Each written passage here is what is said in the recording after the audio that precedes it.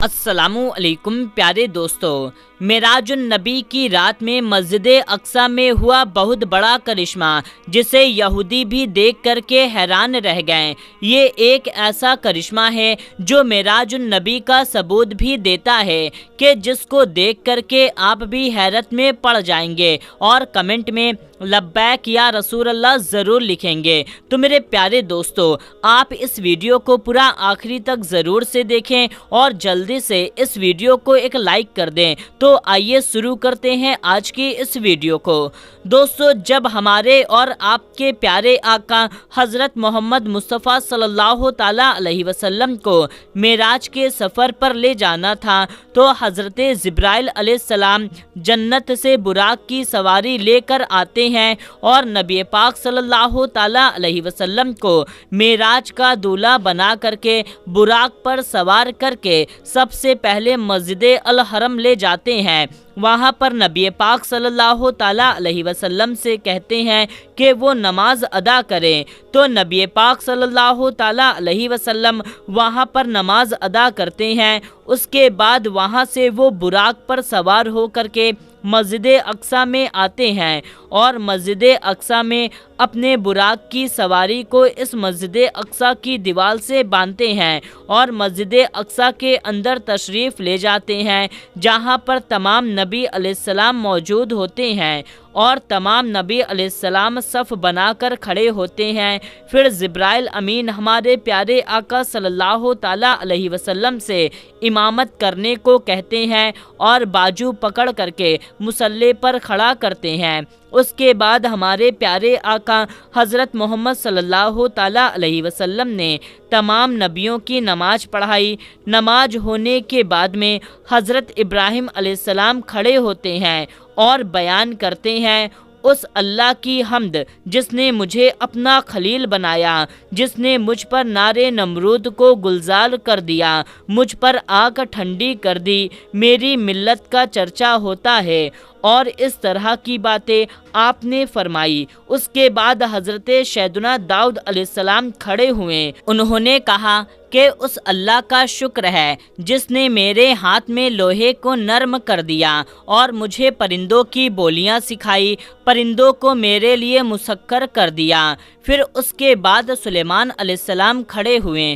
سلیمان علیہ السلام نے کہا، اس اللہ کا شکر ہے جس نے میرے لیے شیاطین اور جنات سرکسوں کو مسخر کر دیا، ہوا کو مسخر کر دیا، پرندوں کی بولیاں سکھائی اور مجھے وہ سلطنت حکومت عطا کی کہ میرے بعد ایسی ظاہر سلطنت اور حکومت کسی کو نصیب نہ ہوگی۔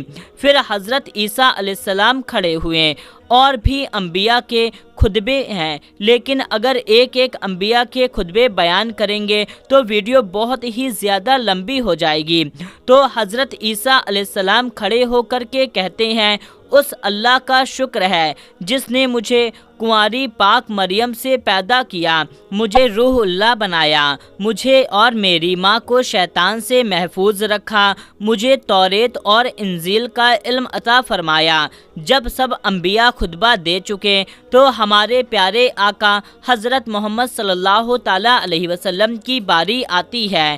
آپ فرماتے ہیں، اس اللہ کا بڑا شکر ہے جس نے مجھے رحمت للعالمین بنایا، خاتم النبیین بنایا، اور پھر اس خطبے میں اپنی امت کو بھی نہ چھوڑا اور فرمایا، میری امت وہ ہے جو سب سے آخری میں آئی اور قیامت کے دن سب سے پہلے اٹھے گی۔ میری امت کا حساب اور کتاب سب کے سامنے نہیں لیا جائے گا، الگ سے لیا جائے گا۔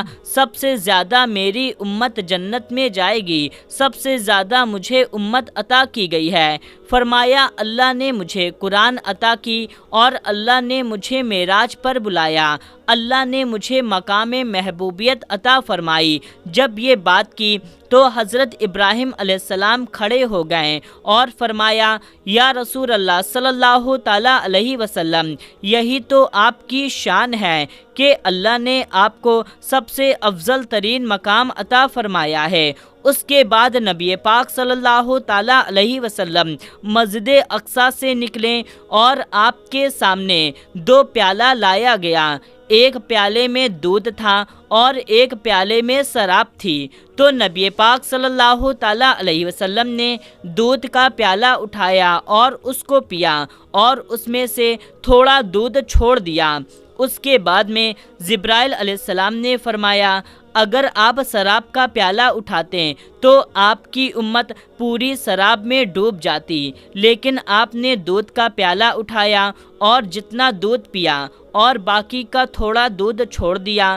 اس کا مطلب یہ ہے کہ آپ کی تمام امت جنت میں جائے گی لیکن تھوڑی امت جہنم میں جائے گی۔ یہ سنتے ہی نبی پاک صلی اللہ تعالیٰ علیہ وسلم نے پھر ہاتھ بڑھایا کہ باقی کا دودھ بھی پی لیا جائے، لیکن جبرائیل علیہ السلام نے روکا اور فرمایا، جو لکھا تھا وہ ہو گیا، آپ کی امت جنت میں جائے گی اور باقی کی بچی تھوڑی امت جو ہے وہ جہنم میں جائے گی۔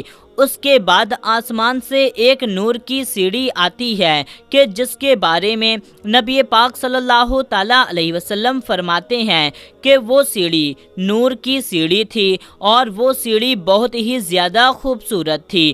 اس سیڑھی پر چڑھ کر کے ہمارے پیارے آقا صلی اللہ تعالیٰ علیہ وسلم پہلے آسمان پر جاتے ہیں۔ دوستو، اسی معراج کے عظیم سفر کا یہ جو واقعہ پیش ہوا ہے اسے ایک پادری نے بھی بیان کیا ہے جو مسجد اقصی کا بہت بڑا پادری تھا۔ پادری نے کہا، میری عادت تھی میں ہر رات سونے سے پہلے مسجد اقصی کے تمام دروازے بند کر دیا کرتا تھا۔ اس رات میں نے تمام دروازے بند کر دیے لیکن بہت کوشش کے باوجود ایک دروازہ نہ بند ہو سکا۔ میں اپنے کارگردوں اور تمام حاضرین سے مدد لی، سب نے اپنا پورا زور لگایا مگر دروازہ نہ ہلا۔ بالآخر بڑھئی کو بلایا گیا۔ بڑھئی نے کہا کہ چھت کی دیوار نیچے آ گئی ہے جس کی وجہ سے یہ دروازہ دب گیا ہے اور اب یہ بند نہیں ہوگا اور اب رات کے وقت کچھ نہیں کیا جا سکتا، صبح دیکھیں گے۔ لہٰذا ہم دروازے کے دونوں کباڑ کھلے چھوڑ کر واپس چلے گئے۔ صبح ہوتے ہی میں واپس آیا تو دیکھا دروازہ بالکل ٹھیک ہے، مسجد کے پتھر پر سراغ ہے اور سواری کے جانور باندھنے کے نشان نظر آ رہے ہیں۔ یہ منظر دیکھ کر کے میں سمجھا کہ آج کی رات انتہائی کوشش کے باوجود دروازے کا بند نہ ہونا اور پتھر میں سراغ کا پایا جانا اور اس سراغ میں جانور باندھنے کا نشان موجود ہونا حکمت سے خالی نہیں ہے۔ میں نے اپنے ساتھیوں سے کہا کہ آج رات اس دروازے کو کھلا رکھنا صرف نبی پاک صلی اللہ تعالیٰ علیہ وسلم کے لیے تھا۔ یقیناً نبی پاک صلی اللہ تعالیٰ علیہ وسلم نے مسجد اقصی میں نماز پڑھی۔ دوستو، معراج نبی کریم صلی اللہ تعالیٰ علیہ وسلم کی اصل میں معراج ہے۔ معراج ایک بندگی ہے۔ عظمتوں اور رفتوں کے اس سفر میں اللہ تعالیٰ نے اپنے محبوب بندے اور رسول کو انگنت نعمتوں سے نوازا۔ بے شک معراج اتنا بڑا واقعہ ہے کہ اس سفر میں محبوب خدا کو خدا کا دیدار ہوا اور 50 نمازوں کا تحفہ ملا، لیکن ہمارے پیارے آقا صلی اللہ تعالیٰ علیہ وسلم کو معلوم تھا کہ یہ میری امت سے نہ ہو سکے گا، تو انہوں نے 50 نماز سے 5 نمازیں کروائی، 5 نمازیں، لیکن آج ان کی امت ان 5 نمازوں کو بھی نہیں پڑھتی۔ صد افسوس کی بات ہے دوستو، جس رسول نے اپنی امت کے لیے اتنا کچھ کیا، آج وہی امت اس رسول کے آنکھوں کی ٹھنڈک یعنی نماز ادا نہیں کرتی۔ اور آج آپ دیکھ لیں کہ مسلمانوں کے اوپر کتنی آفتیں آ رہی ہیں۔ دنیا کے ہر کونے میں مسلمانوں کو پریشان کیا جا رہا ہے، چاہے وہ فلسطین ہی کیوں نہ ہو، کہ اسرائیل فلسطین کے اوپر کتنا بڑا ظلم و ستم کے پہاڑ توڑ رہا ہے اور باقی کے اسلامک ملک شانت بیٹھے ہوئے ہیں۔ تو میرے پیارے دوستو، آج کی اس ویڈیو میں بس اتنا ہی۔ آپ اس ویڈیو کو زیادہ سے زیادہ لوگوں تک شیئر کر دیجئے۔ ملتے ہیں تب تک کے لیے، السلام علیکم، اللہ حافظ۔